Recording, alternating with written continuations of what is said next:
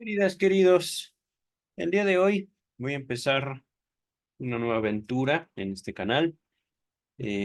Por si no lo sabían, ya he terminado toda la lectura de las obras completas de Sigmund Freud, edición Amor Ortu.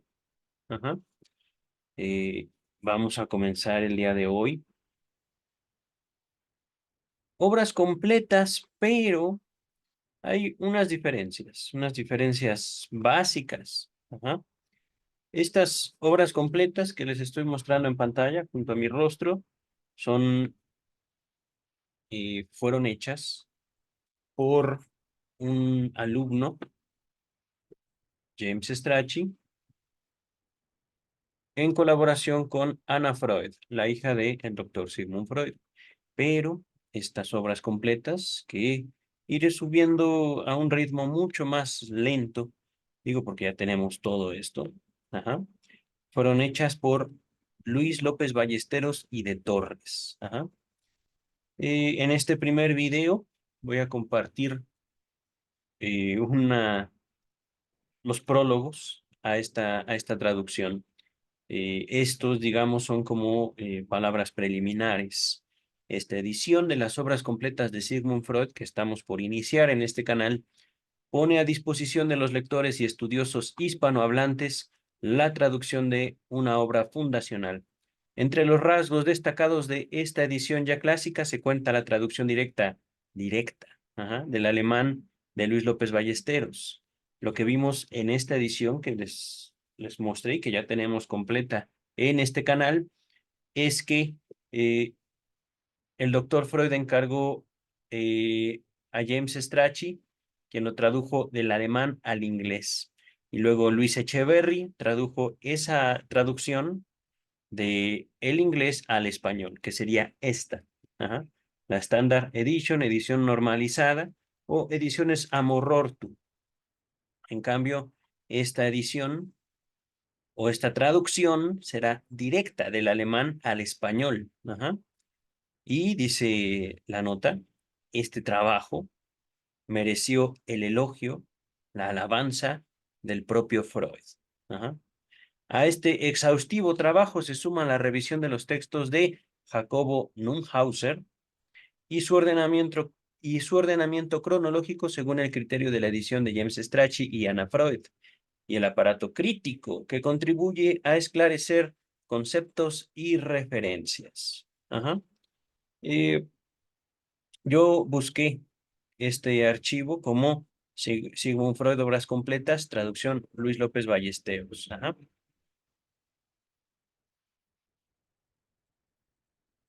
Metes también en pantalla algunas, no sé, como referencias a la edición. Y compartimos en este video los prólogos, son varios, a la presente edición, dice.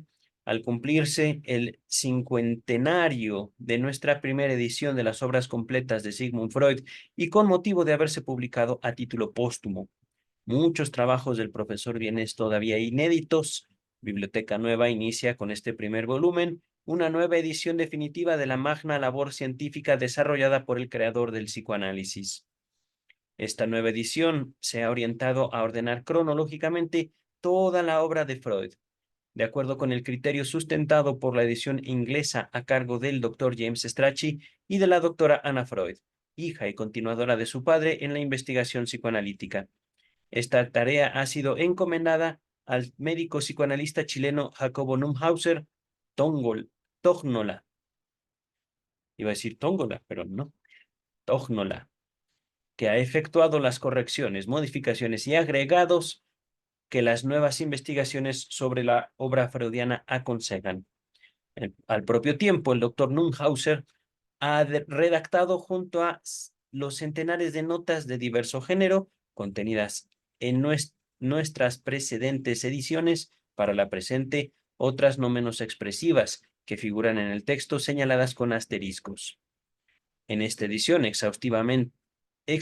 exclusivamente figura el prólogo que a la primera de 1922 suscribió el filósofo español José Ortega y Gasset, quien fue precisamente el que propuso a Biblioteca Nueva la magna empresa de enriquecer la bibliografía en lengua española con la magistral versión del traductor Luis López Ballesteros y de Torres, y que tan elogiosos comentarios críticos movió de parte de Sigmund Freud en la carta que insertamos en el presente volumen. También hemos de expresar una vez más nuestro reconocimiento a los doctores José Germain y Ramón Rey Ardiz por su respectiva aportación a las anteriores ediciones de las obras de Freud. Antes de continuar, queridos, como les había dicho, tenemos ya toda la obra de Freud en las ediciones Amor-Ortu en este canal. Emprendo este estudio justamente en un afán de profundizar en el estudio de la obra de Freud, con el objetivo de verla desde diferentes dimensiones, diferentes traducciones. Aquellos que tenemos algún contacto, digamos, ya con el psicoanálisis, sabemos que en el lenguaje descansa, digamos, como el truco, para poder nosotros aproximarnos no solo a la obra de Freud, sino al psicoanálisis en general. Entonces, esto se los digo con el siguiente comentario.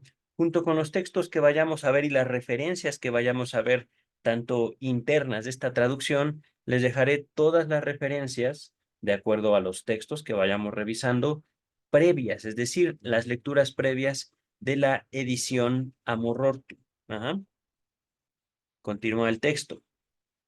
Para un mejor estudio y valoración del acervo científico freudiano, el ilustre doctor Juan Roth Carballo aporta un estudio de orientación general y particular para este volumen primero, y que será complementado en volúmenes sucesivos.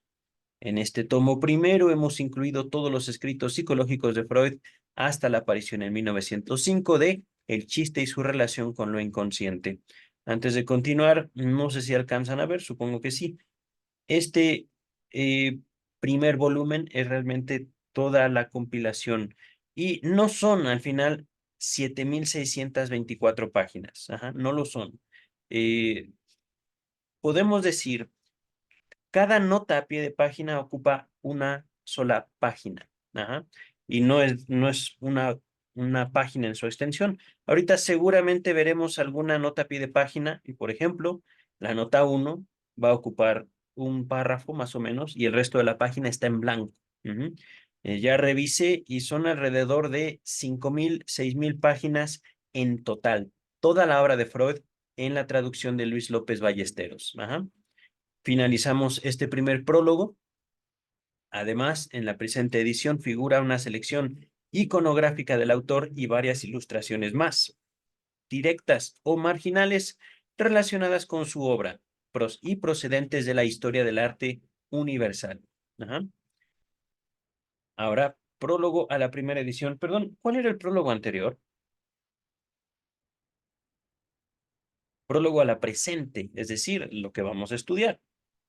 Este sería la primera edición, 1922. Freud todavía vivía. La Biblioteca Nueva se propone publicar, vertidas al castellano, las obras completas del gran psiquiatra vienés Sigmund Freud. La empresa me parece sobremanera acertada y contribuirá enérgicamente a atraer la atención de un público amplio sobre los asuntos psicológicos. Han sido, en efecto, las ideas de Freud la creación más original y sucesiva que en los últimos 20 años ha cruzado el horizonte de la psiquiatría, es decir, y esto es curioso, hasta donde yo conozco, Freud no fue psiquiatra, fue neurólogo. Pero puedo estar en un error. Ya también en este canal estamos revisando toda la biografía oficial de Sigmund Freud. Mm, Al final, incluso si no fuera neurólogo, si no fuera psiquiatra, contribuyó tremendamente Sigmund Freud a darle forma a la práctica de la psicología en todo el mundo. Más allá de sus culturas, más allá de su tiempo. Ahorita vamos a continuar, ¿vale? Aquí me había quedado. Su aparición motivó ardientes y dilatadas, es decir, extensas polémicas. En torno a Freud se fue formando un tropel cuantioso de discípulos y fieles. Se propagaron por todo el mundo que propagaron por todo el mundo la nueva fe. Así está escrito. Fundaron revistas, anuarios y bibliotecas. La claridad no exenta de elegancia con que Freud expone su pensamiento proporciona a su obra un círculo de expansión indefinido. Todo el mundo, no solo el médico o el psicológico, puede entender a Freud y, cuando no convencerse, recibir de sus libros fecundas sugestiones. Es decir, y esto es también interesante e importante, por esto emprendo esta segunda lectura en otra traducción.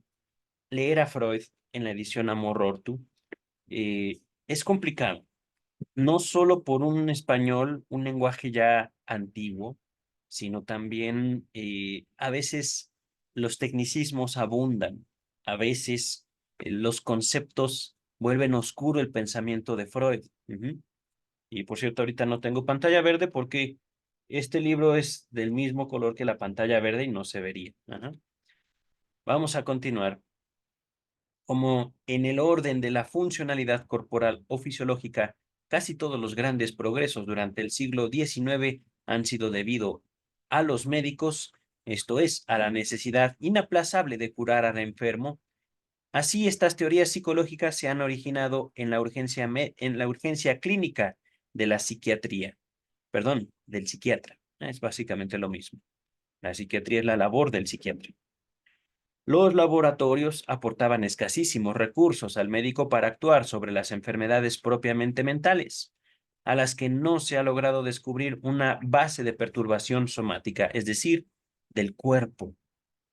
La enfermedad mental no tiene, hasta donde sabemos, que esto también es importante investigarlo conforme a los avances en la neurología moderna para el 2024, no tiene, bueno, tiene o no tiene, no lo sabemos, investiguemos bases orgánicas, bases biológicas, es decir, podemos decir que, por ejemplo, la gripe es la influencia de un agente patógeno en el cuerpo. Por ejemplo, ajá, podemos enfermarnos por la influencia de virus, bacterias, etcétera. Pero la enfermedad mental como tal, no podemos decir que hay un agente patógeno en el lenguaje, en la sociedad. A pesar de que algunos críticos digan que la sociedad enferma a los sujetos. Yo estoy en desacuerdo con semejante postura. Y por supuesto la he fundamentado en casi 900 horas leyendo ya a Freud. Ajá. Ahorita vamos a continuar señalando que no solo me fundamento en la lectura freudiana, sino también en experiencia, sin duda, y en posturas críticas sobre la psiquiatría, la neurología, la psicología, ajá, para el año 2024. Ahorita continuamos con el texto. Muy cuidadosa la investigación de la exactitud en los métodos que empleaba. Prefería ser fiel a ellos que ensayar audazmente procedimientos empíricamente, es decir, prácticamente eficaces. Ajá. Así quedaba demorado todo avance clínico hasta las calendas griegas. No sé qué es esto. Un segundo. Aquí está.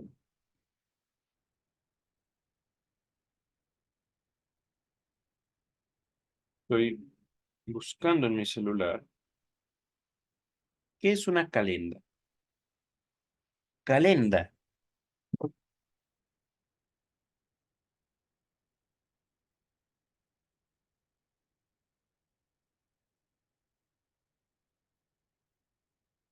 La palabra calenda tiene múltiples significados. 1. En el antiguo calendario romano, las calendas eran el primer día de cada mes, teóricamente cuando ocurría la luna nueva.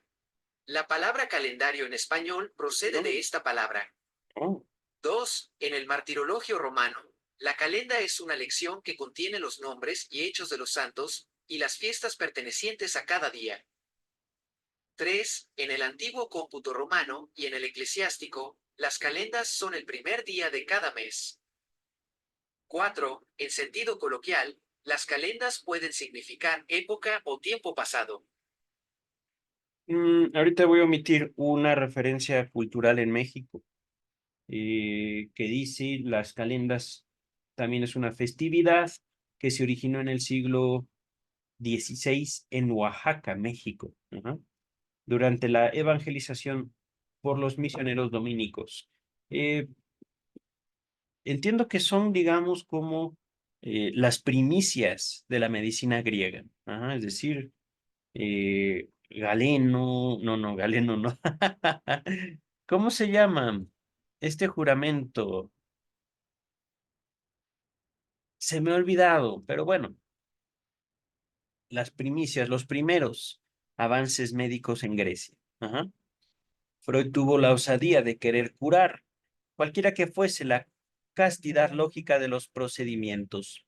Para ello se resolvió a tomar en serio el carácter de mentales, entre comillas, y no corporales, no somáticos, que se atribuye a ciertos trastornos. Pensó que en verdad la psique, como tal, podía hallarse valetudinaria, ok, sufrir heridas psíquicas, padecer como hernias espirituales, a que solo podía aplicarse una cura psicológica. De aquí nació el psicoanálisis, terapéutica de sesgo extraño y dramático que en tomos sucesivos hallará expuesta al lector. De tal propósito surgió para Freud la necesidad de elaborar todo un sistema psicológico, construido de observaciones auténticas y arriesgadas hipótesis. No hay duda de que algunas de estas invenciones, como la represión, quedarán afincadas en la ciencia. Es decir, la represión no como ¿cómo decirlo? Una fantasía de Freud, no como un constructo pseudocientífico, sino como un evento, como un fenómeno, como un hecho dentro de la dinámica psíquica, es decir, algo que nosotros hacemos con nuestras propias fantasías, ideas, pensamientos, deseos. Continuamos. Otras parecen un poco excesivas y sobre todo un bastante caprichosas. Así está escrito. Pero todas son de sin par agudeza y originalidad.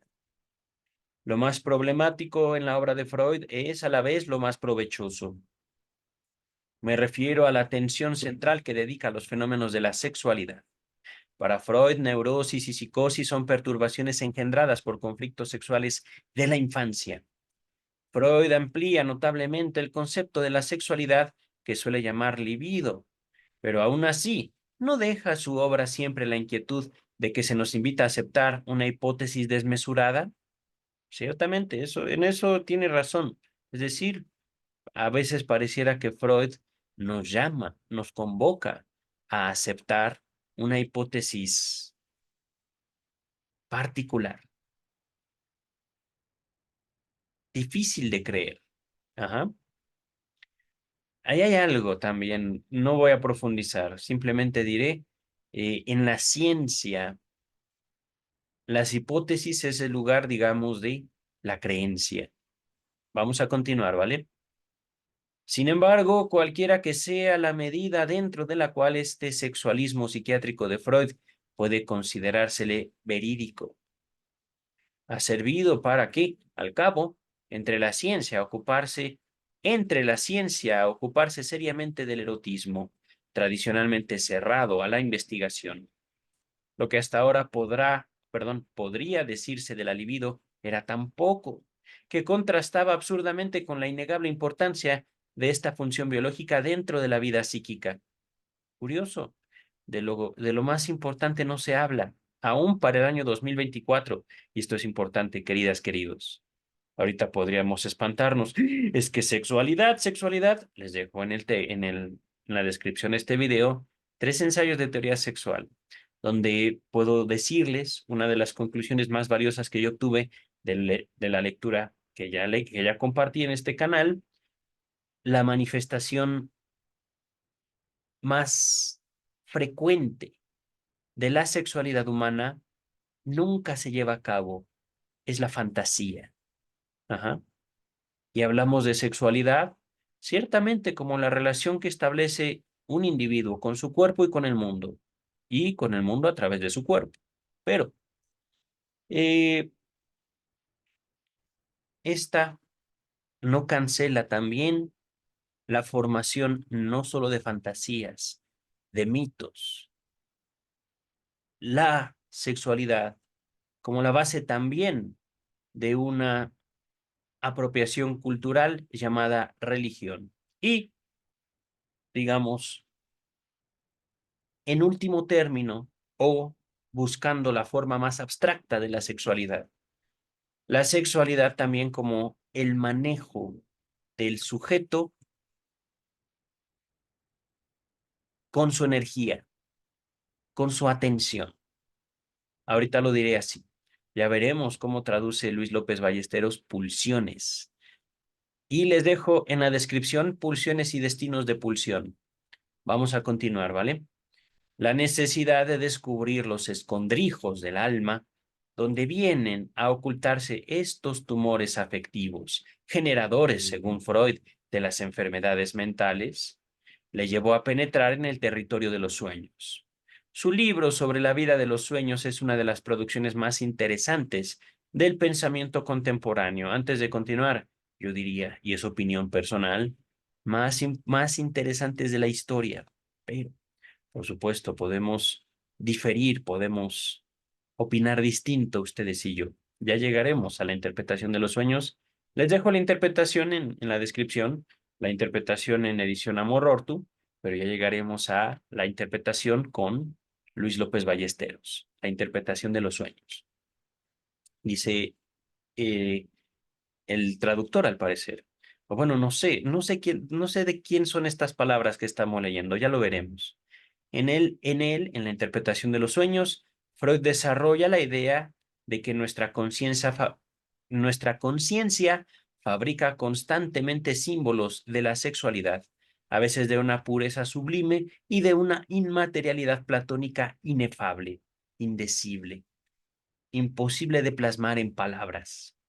Pero, en otras palabras, el mismo Freud, en toda su genialidad, señala que palidece en cuanto a la formación de un solo sueño.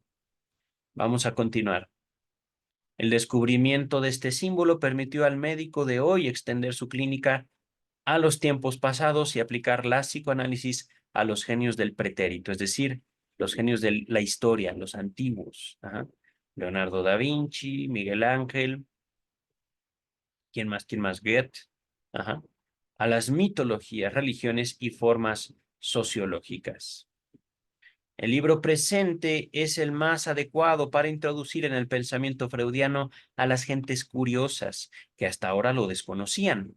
Poco a poco se va viendo en él aparecer el ingenioso edificio de observaciones y supuestos con que Freud pone cerco al secreto palpitante de nuestra intimidad psíquica. José Ortega y Gasset, 1922. Vamos a compartir de una vez este prólogo y dejamos la introducción para otro momento, ¿vale? Prólogo a ediciones precedentes. La finalidad de una edición de las obras completas de Freud puede ser considerada desde diversos puntos de vista.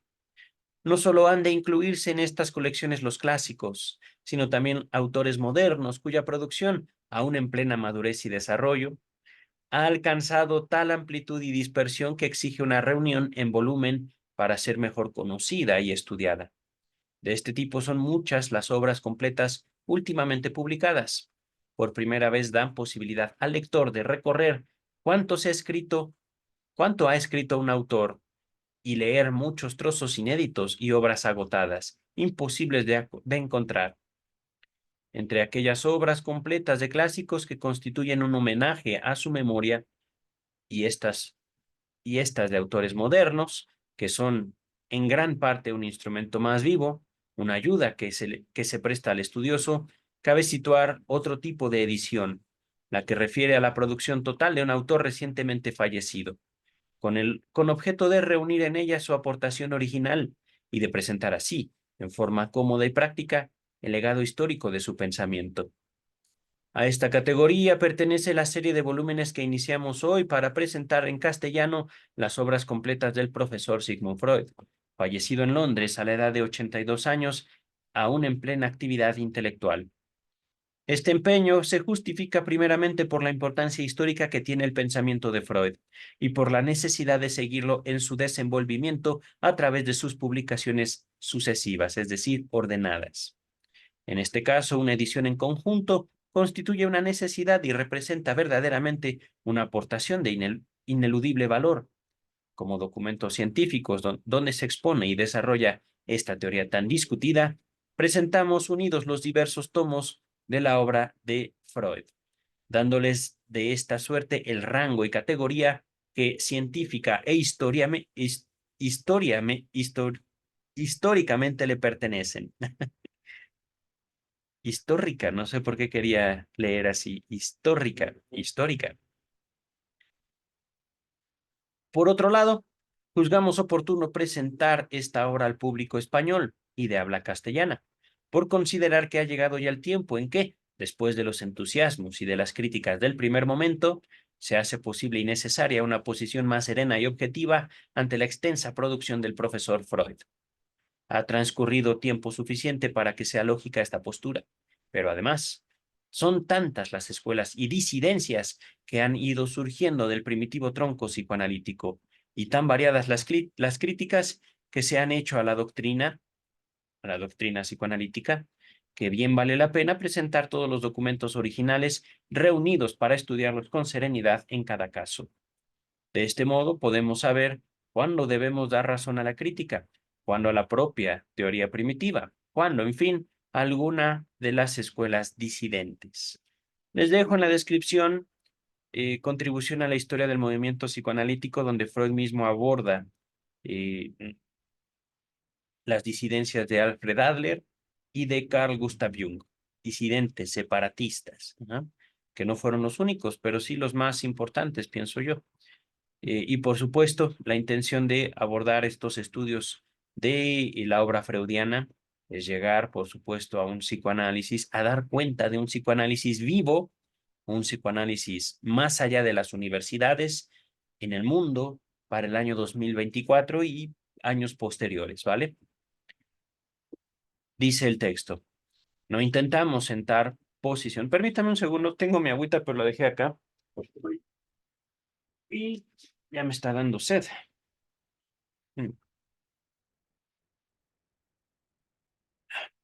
Dice, no intentamos sentar posición, únicamente aspiramos a que la pulcritud de nuestro trabajo y la buena intención de nuestro esfuerzo sean reconocidas y apreciadas por todos.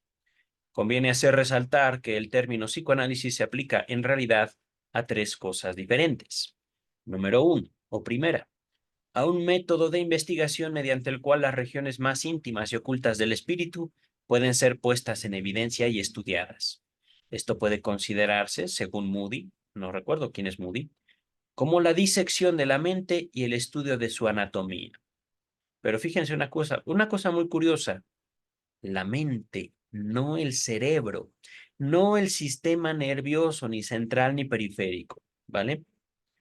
Segunda concepción o segunda definición de psicoanálisis. Una teoría que se elabora con los resultados de este análisis, llevado a cabo en muchos casos semejantes que se estudian comparativamente para poner en evidencia rasgos y reacciones características en cada uno.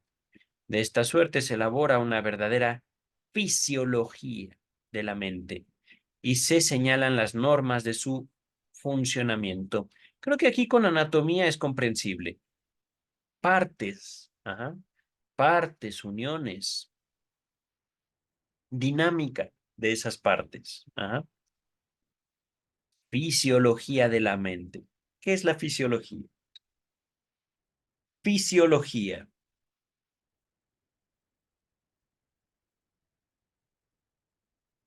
La fisiología es la ciencia que estudia las funciones de los seres vivos y las leyes que las rigen.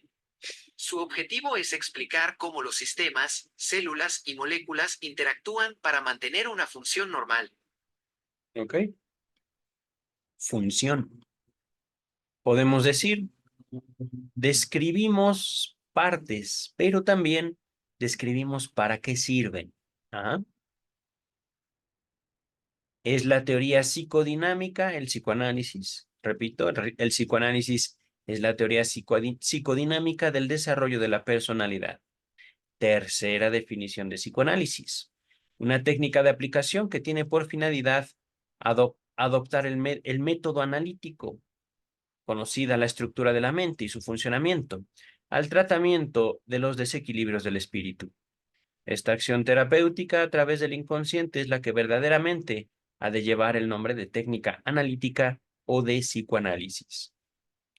En un principio, como es natural, la investigación y la teoría estaban forzosamente entremezcladas con la aplicación, esto es, con la actividad práctica curativa, que de la teoría se desprendía.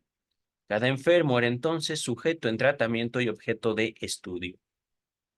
Con el tiempo, sin embargo, la separación se ha establecido y hoy en día estamos en el momento histórico en que ambos caminos, al deslindarse, permiten ser recorridos con cierta independencia. Es decir, investigación y teoría. Ujú.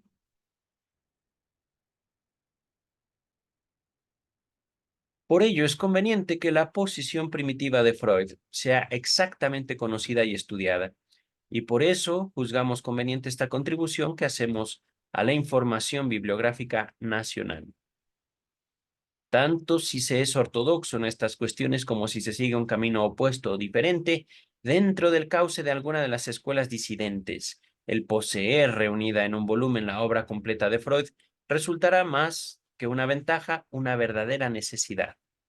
El ortodoxo precisará, es decir, tendrá esto por necesario, esta fuente para no apartarse de la línea trazada por el maestro. El disidente, el que se separa, para fundamentar mejor las razones de su disidencia, y el que no acepta la doctrina para estudiar en ella la causa de su posición.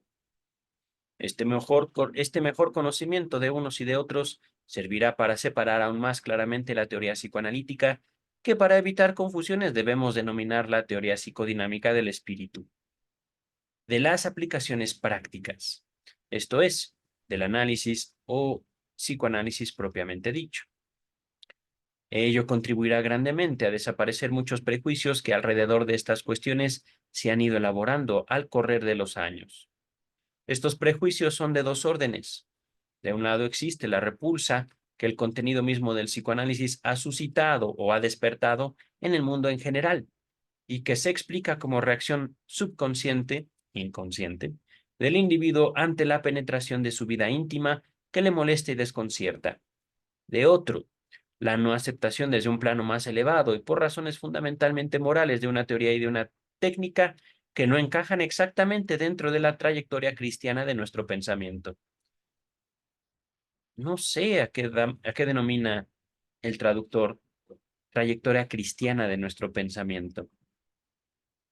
Pero bueno, así está escrito.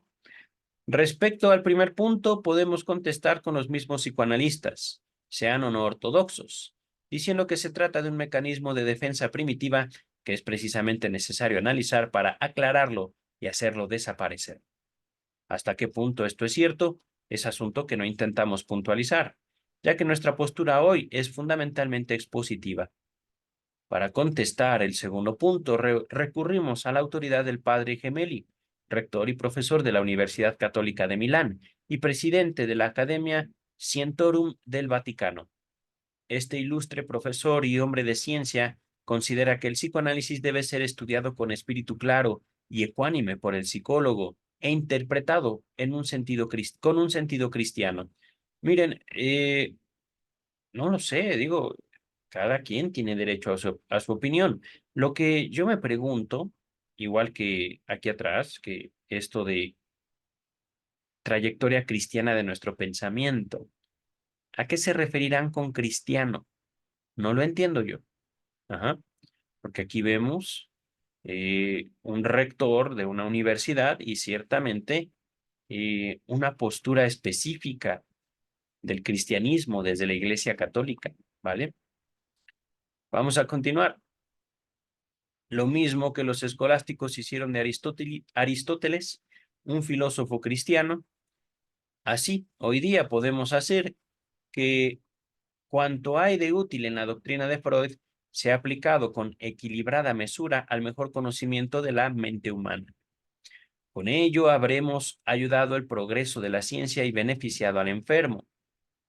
En estos momentos existe una razón más que explique y justifique esta publicación, y es la boga que están adquiriendo en los laboratorios de psicología y en las clínicas psiquiátricas las llamadas técnicas o test proyectivos.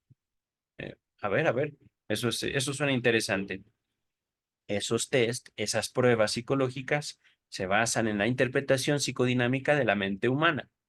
Manejarlo sin haber estudiado previamente la teoría psicoanalítica es, indudablemente, cometer un grave error. Muchos de estos test han llegado a nuestros laboratorios y clínicas. Entre ellos podemos citar el test de manchas de tinta de Rorschach, el Thematic Apperception Test, este no lo conozco. El Picture Frustration Test, este tampoco lo conozco, pero yo les puedo mencionar algunos que usamos en México. Ajá. El Minnesota Multifaceted Personality Inventory, este lo usamos en México, que ahorita no recuerdo si está en la cuarta o quinta edición o revisión. El MMPI se le conoce. Y otros, y tantos otros. Aquí en México usamos, al menos se me ocurren dos más, bueno, tres. Eh, el test de la figura humana básicamente consiste en pedirle a una persona que dibuje a una figura humana. El test de la persona bajo la lluvia, de igualmente es dibújame una persona bajo la lluvia. Y ¿cuál era? El test del árbol, me parece, dibuja un árbol. Ajá. El del árbol casi no lo he visto usado por motivos de, ¿cómo decirlo? Recursos humanos. Ajá. Pero al iniciar relación laboral, al menos en dos ocasiones, me pidieron dibujar a una persona y dibujar a una persona bajo la lluvia. Ajá. Y atrás del dibujo escribir una historia de lo que hemos dibujado. Eso se le llama test proyectivos en México. Dice el texto, creemos rendir un serio y señalado servicio a los psicólogos y psiquiatras españoles, dándoles ocasión para documentarse debidamente antes de abordar este tipo de exploración psicodinámica de la personalidad. Esto por sí solo justifica la necesidad práctica de esta edición. En cuanto al aspecto más general de la doctrina, el que se refiere al contenido del pensamiento freudiano, no cabe duda de que él posee reunidos en 3 volúmenes y ordenados cronológicamente todos los trabajos de Freud, facilitará grandemente su estudio y permitirá abarcar debidamente el alcance de esa doctrina, sus limitaciones y también sus errores. Pues sí, lo que sigue no sé por qué está entre comillas. En gran parte debemos a Freud y a sus discípulos, como ha escrito el padre Moore, el que la psiquiatría comience a reconocer la importancia que tiene, desde un punto de vista psicológico, el comprender al paciente. No estoy de acuerdo aquí. Comprender es justificar. Comprender es decir, entonces, porque te pegaban de chiquito, está bien que tú golpees a otras personas o a niños. No. Hay algo que se destaca poco a poco, y esto lo hemos visto también en este canal, en la lectura de las obras completas de Melanie Klein. Freud propuso el psicoanálisis con un objetivo. Ajá. Ese objetivo fue, digámoslo así, modificado con el paso del tiempo para obtener diversas clases de poderes. Y lo que estamos viendo en esta parte del texto se habla particularmente de convención social. Y eso es peligrosísimo, tanto para el análisis como para el analista. Entonces, el psicoanálisis efectivamente nos ayuda a comprender, pero también a sustentar, evidenciar que hay una voluntad humana y no justificar esa voluntad humana. Ajá. Ahorita vamos a continuar con el texto, pero ciertamente hemos tenido ya una larga trayectoria aquí leyendo a Freud y no llego, digamos, inocente a esta lectura. Y creo yo que pueden ustedes beneficiarse de mi lectura previa. Ajá. Dice, no sé quién, también hemos de reconocer que, desgraciadamente, Freud y su escuela no han intentado desarrollar una clínica empírica, una psicología empírica sana. ¿Qué quiere decir con esto? ¿Y por qué cree que no lo intentaron, querido no sé quién? No sé si serán palabras de Moore, debe ser el sacerdote Moore. Y es curioso, Freud tenía una particular postura hacia la religión. Les dejo en la descripción de este video. Eh, Creo yo que sería mejor empezar con el malestar en la cultura, el porvenir de una ilusión, seguido por Moisés y la religión monoteísta, tótem y tabú, eh, psicología de las masas y análisis del yo. Ajá. Por algo Freud no se dedica a desarrollar algo denominado como un pensamiento cristiano o un pensamiento acorde al cristianismo. De hecho, eso sí le puedo reconocer a Freud. Su crítica hacia la libertad del pensamiento, o mejor dicho, hacia la persecución de la libertad de pensamiento que hubo en la Iglesia Católica. Pero, ¿eso quiere decir que Freud era anticristiano? No, tótem y tabú. ¿Eso quiere decir que Freud odiaba a la Iglesia Católica? Tampoco. Pero no buscaba adecuar sus doctrinas, las doctrinas psicoanalíticas, el conocimiento que se obtuvo a partir de la clínica psicoanalítica, a partir de la investigación psicoanalítica, no pretendía someterlo a una doctrina, a un pensamiento cristiano, católico, protestante, lo que ustedes gusten y manden, eso no. Ajá. Entonces, psicología empírica sana. ¿Qué quiere decir, doctor, o perdón, sacerdote Moore? Continuamos con el texto. Al clínico le corresponderá resolver contacto y habilidad del problema en cada caso, ya que, como ha dicho también el padre Moore, un sacerdote, bueno, ok, siempre es posible infundir una moral cristiana dentro de cualquier sistema psicoterapéutico, puesto que, volvemos a insistir, una cosa es la teoría y otra la aplicación práctica. Me lleva pipas, en serio. ¡Qué horrible! Me está dando... Se me está revolviendo el estómago, en serio.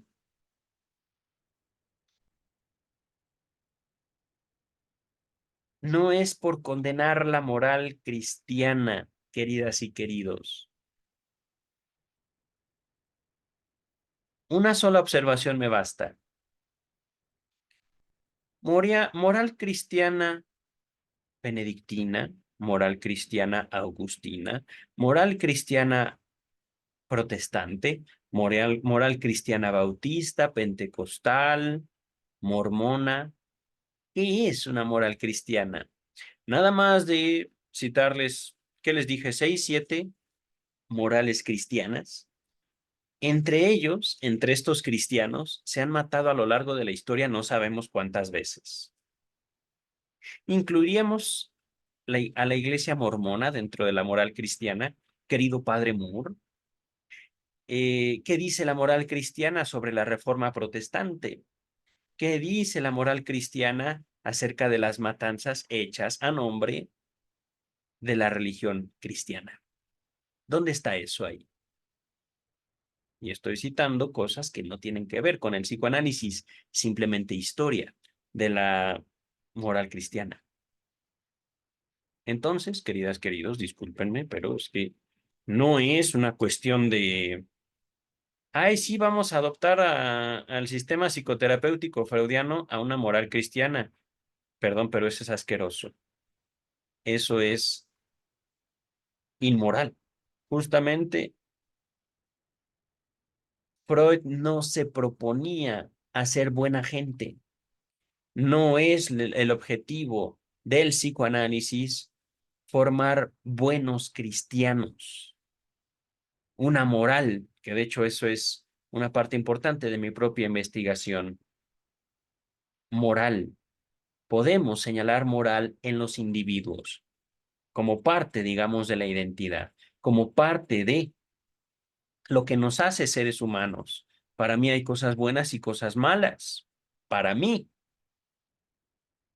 para mis hermanos, ya son cosas diferentes. Y les estoy hablando de gente que yo amo, gente que yo quiero y gente que se ha formado en la vida conmigo, no en la escuela, en la vida.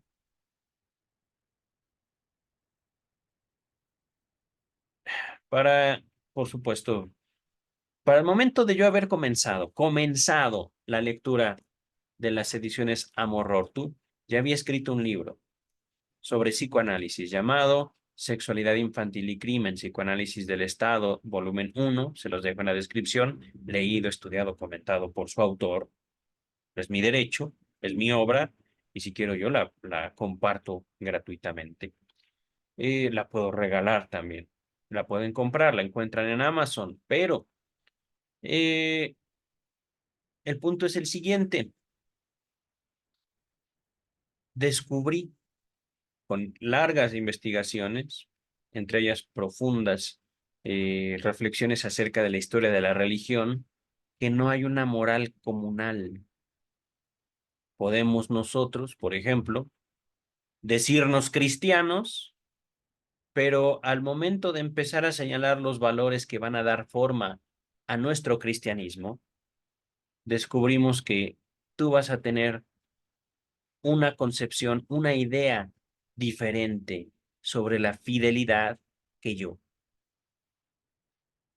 Un solo valor, fidelidad. Ajá. La creencia, etcétera, etcétera, etcétera. Y esto no quiere decir, ay, no, la religión es un asco. No, la religión es también necesaria, digámoslo así, como una base ideológica, pero al momento de querer decir, es esto, se desvanece, se hace nada. ¿Por qué? Es muy sencillo.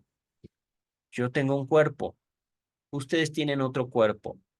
Yo tengo significados conforme a mi experiencia con mi cuerpo. Ustedes tienen otros significados. Por eso estoy mal y ustedes están mal. No, ahí está la riqueza de la humanidad, queridas y queridos, en el hecho de que no hay una moral cristiana. No es culpa del cristianismo, es la infinita posibilidad de construcciones del significado en el ser humano. Pero Lacan, besitos, ya llegaremos a Lacan. Finalmente, dice, ¿quién dice? El editor. Finalmente, podemos decir que también ha llegado el momento de separar la doctrina del hombre.